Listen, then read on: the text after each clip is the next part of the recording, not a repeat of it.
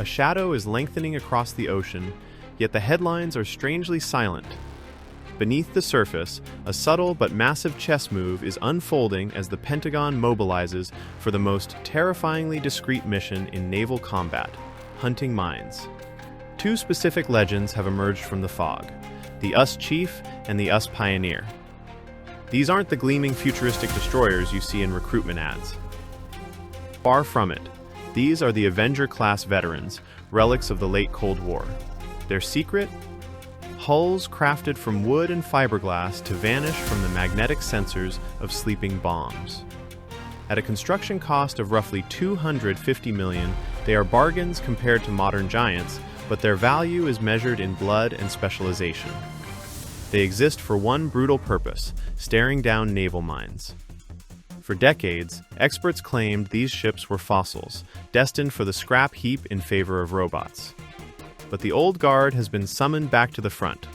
They are steaming toward the Strait of Hormuz, a 21-mile wide throat that breathes life into the global economy. Why risk these aging hulls in a powder keg? What do they see that we don't?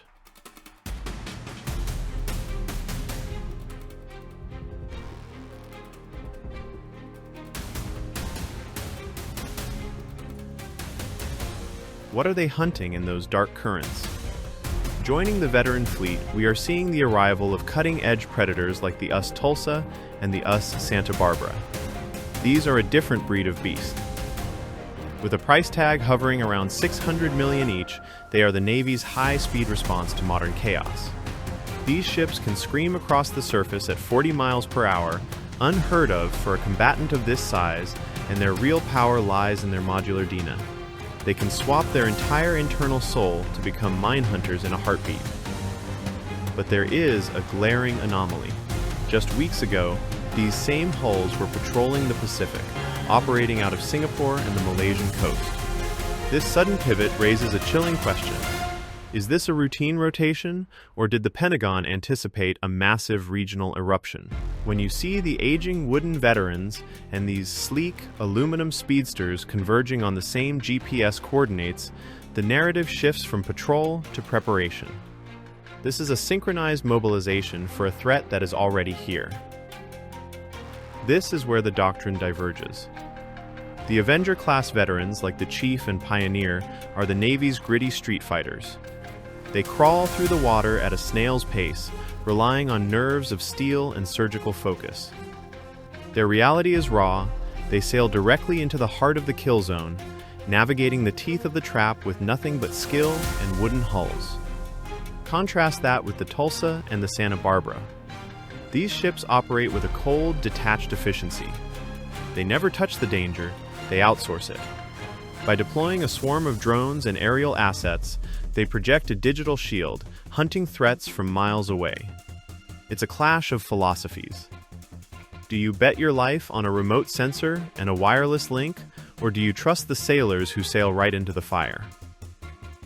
When we claim these modern vessels avoid the kill zone, how does that actually function? In practice, it's far more complex than just keeping their distance. It is a sophisticated, tiered defense. Miles in front of the Tulsa and the Santa Barbara, robotic surface craft are the frontline scouts. These unmanned boats push far beyond the horizon, dragging high-fidelity sonar through the depths and streaming live telemetry back to the combat center. The logic here is brutal but effective. Should a dormant mine trigger, the shockwave shatters a circuit board, not a hull. The math is undeniable. Sacrificing a multi-million-dollar drone is a small price to pay to keep 100 sailors breathing. But the true hunt unfolds in the abyss. These systems submerge sensitive arrays hundreds of feet down, hunting for microscopic deviations in the silt. Mines are masters of disguise. They can rest on the floor, drift on tethers, or vanish under the sand. In the crowded chaos of Hormuz, the seabed is a junkyard of old wire and jagged rock. Technicians spend grueling hours squinting at monitors, dissecting every blur and shadow. They are haunted by a single doubt. Is that a rock, or a trigger waiting for a victim?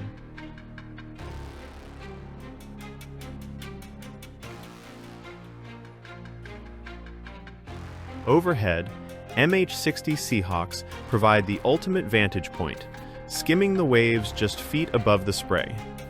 These birds are equipped with advanced laser arrays that pierce the surf, spotting submerged threats across massive swaths of ocean in one rapid sweep.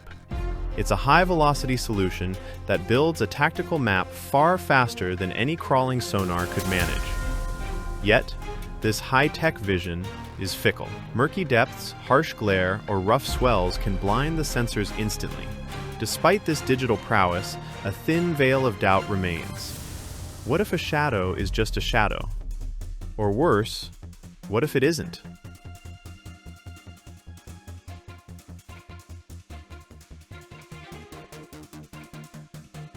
Detection is only half the battle, the real trick is the kill. This is where innovation flips the script. Rather than risking human divers, ships launch tethered drones, submersible robots that stalk the threat directly. They creep forward with surgical care, streaming a high-definition feed to pilots tucked safely miles behind the front. These machines can linger in the crushing depths for hours, unaffected by fatigue. Upon arrival, they plant a precise explosive payload, retreat to a safe distance, and trigger the blast. It is a sterile, calculated process that shields every life. Yet, a chilling paradox remains. This perfection requires absolute coverage. You have to find every trigger.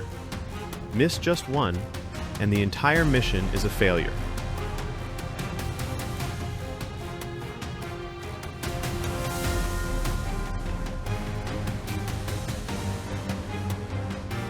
Now consider the heavy hitters waiting in the wings.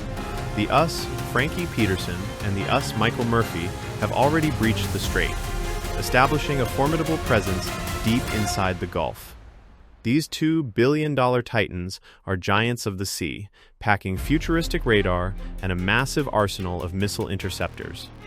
While their onboard Seahawks can scan for mines, these ships aren't here for the surgical work. They are the Guardians. Their mission is to provide an iron dome of air defense and constant long-range surveillance. They exist to ensure that if the pressure turns into fire, the response is overwhelming. Because in these waters, hunting mines isn't just a technical challenge, it's a mission performed under the barrel of a gun.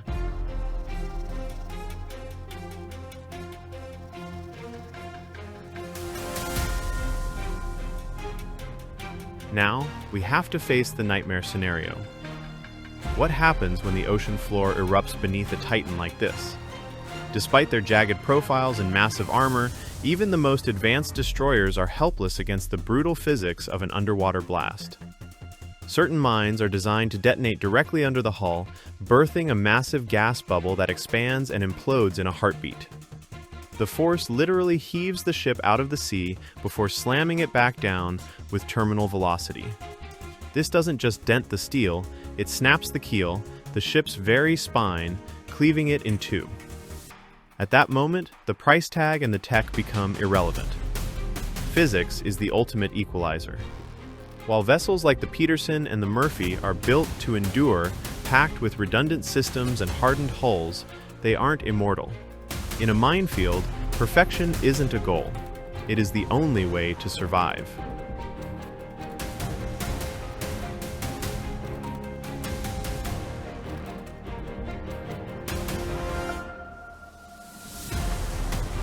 When you connect the dots, the arrival of the wooden-hulled veterans, the high-speed modular platforms, and the heavy-hitting destroyers anchoring the strait, the mosaic is undeniable.